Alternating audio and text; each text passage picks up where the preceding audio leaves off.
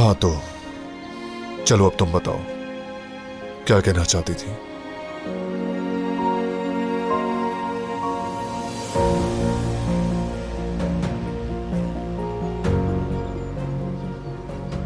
Pregnancy के दौरान औरत थोड़ी बदल जाती है। शायद इसी वजह से तुम्हें मेरा रवैया थोड़ा बदला बदला सा लग रहा है।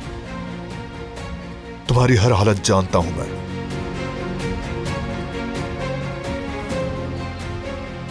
कुछ नहीं है, यकीन करो। मौसम सर्द है, ठंड भी लग रही है मुझे। बेहतर है कि अंदर चली जाऊं।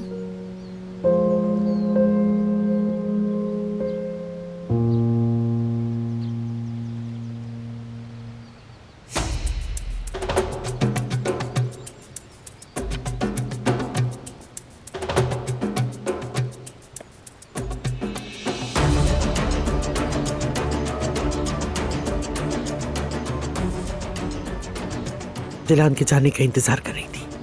बच्ची हामिला है, उसे परेशान करने की जरूरत नहीं। वो जवाहिर नाम का कमीना अब भी फोन क्यों कर रहा है? सुकून तबाह करना चाहता है। आप फिक्र मत करें, जवाब दे दिया उसे।